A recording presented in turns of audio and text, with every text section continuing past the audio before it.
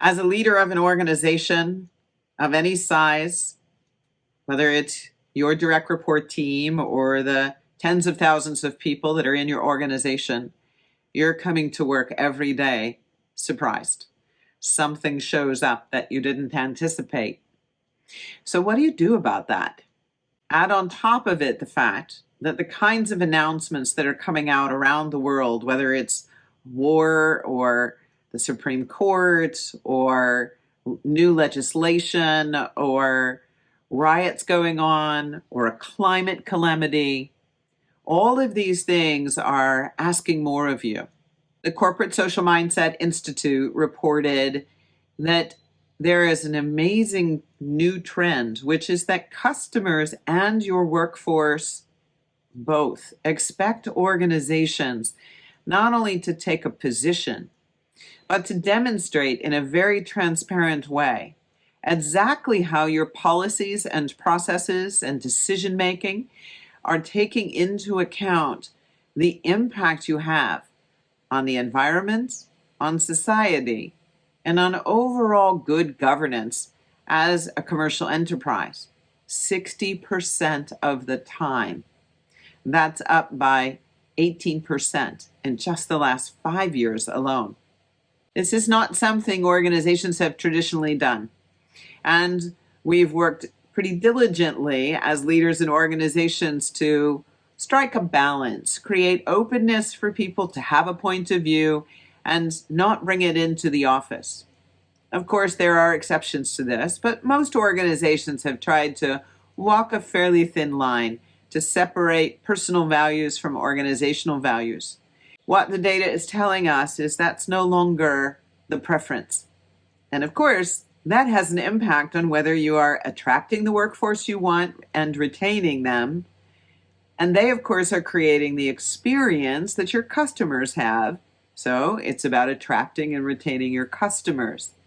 In other words, real bottom line impact. Now, what do I mean when I say social mindset?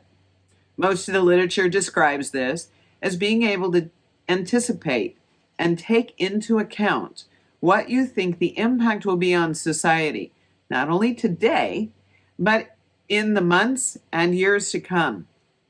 Thinking more long term about what will be the sustaining footprint of this organization. For example, if you're operating in a manufacturing environment, what are you doing about paying attention to your supply chain? And as far as it reaches, sometimes cross-continent. And what would happen if the Wall Street Journal had a front page article of your organization having people in a factory who are not well paid and that are also feeling perhaps a bit enslaved in their particular cultural climate? Another example beyond supply chain would be to examine how are your people telling you they are feeling and experiencing whatever it is that's going on in your particular country or location. Do you know? Have you made room for them to have time to speak about it, to be with each other collegially and figure out how to move through the emotional impact? We got a little bit of experience with this during the pandemic. How do we feel about the loss that's experiencing? How do we feel about the limitations on our liberties that are done in the name of healthcare, public health? How do we manage the differing points of view? Most leaders have done a pretty good job of meeting the challenge of the hybrid environment, where we can't just call a town hall and bring everybody in around tables and have a conversation. We have to be able to do it in the virtual space as well as in the physical space, and oftentimes a combination of those things. And the other piece we realize is it's not temporary. As we have a hybrid workforce, it means it's new mode of operation, which means we must make room. Slack time needs to be available for people to connect. Connection is fundamental to the human DNA. So that changes the way we think about managing projects, establishing timelines, being clear about how to fulfill expectations, taking into account what used to happen organically in the hallway now is something that needs to be more structured. It's fundamentally altering how we think about managing workflow, and ultimately leaders being more transparent about their own impact. How are they experiencing what's going on, and letting their humanity be visible and accessible for the workforce to realize they're not alone in their own sense of challenge and working with what's happening in the world around them that's so out of control for them.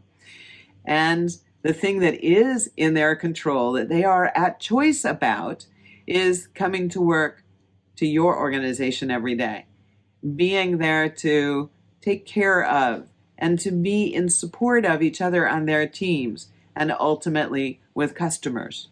Nobody ever said the job of leading was easy. We've made it much more complex in requiring that leaders are able to see this social mindset, whether it's how you respond to the environmental crisis because your organization is deeply embedded in those forces, or whether it is about a social issue, or perhaps the way you're actually running your business model.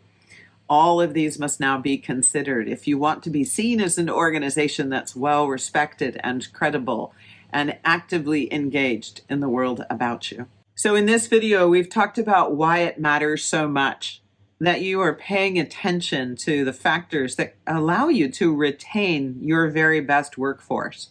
And I have another video for you to watch, which offers some of the operational tips so that you can implement this well in your organization.